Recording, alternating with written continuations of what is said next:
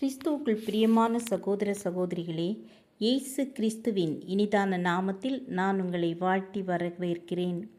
இன்றைய தினம் உங்களுக்காக கொடுக்கப்பட்ட வேத வசனம் ஏசாயா 60 அதிகாரம் 20 உன் துக்க நாட்கள் முடிந்து போம்.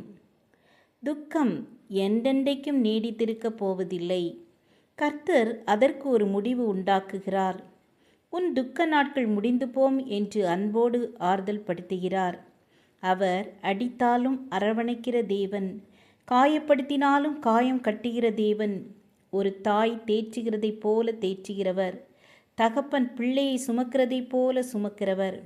அவரே நம் துக்க நாட்களுக்கு முடிவை உண்டாக்குகிறார்.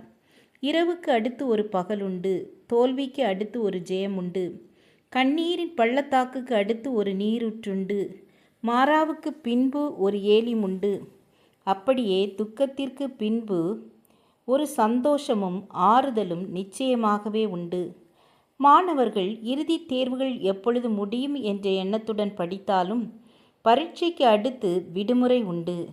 பரீட்சையின் வழியாகத்தான் நாம் வெற்றிக்கு கடந்து வர வேண்டியதிருக்கிறது. துக்க நாட்கள் முடிந்து போம் என்று கர்த்தர் வாக்களித்ததோடு துக்கம் சந்தோஷமாய் மாறும் என்றும் வாக்களிக்கிறார். அன்னாளுக்கு துக்க நாட்கள் இருந்தன. ஒருபுறம் மலடி என்ற வசை சொல், மறுபுறம் அவளது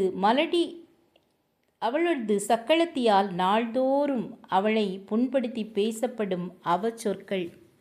ஒரு நாள் தன் துக்கத்திற்கு முடிவு உண்டாக்கும்படி தேவ சமூகத்தில் போய் கண்ணீர் விட்டு அழுதாள்.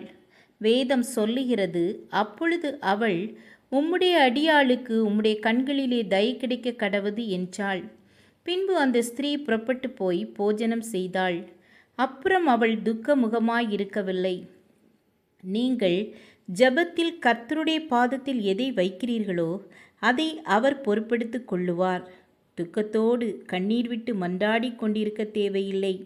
கர்த்தர் மேல் பாரத்தை வைத்துவிட்ட பிறகு விசுவாசத்துடன் இளைப்பாற கற்றுக்கொள்ள வேண்டும். ஆம் என கண்பானவர்களே, உங்கள் துக்க நாட்கள் முடிந்து போகிறபடியினால் விசுவாசத்தோடு தேவனை துதிப்பீர்களா? அப்பொழுது இன்றைக்கு மலை போல இருக்கிற பிரச்சனைகளும் உள்ளத்தை முள் போல குத்தி கொண்டிருக்கிற பிரச்சனைகளும் மாறி சமாதானமும் சந்தோஷமும் உங்களை நிரப்பும். ஜெபம் செய்வோம். கிருபையும் இரக்கம் நிறைந்த கர்த்தாவே, நீங்கள் எங்கள் துக்கத்தை மாற்றப் போவதற்காக ஸ்தோத்திரம். எங்களை வழிநடத்தி வந்த மேலான கிருபைக்காக உமக்கு நன்றி செலுத்துகிறோம். இயேசுவின் நாமத்தில் பிதாவே, ஆமேன் ஆமேன். God bless you.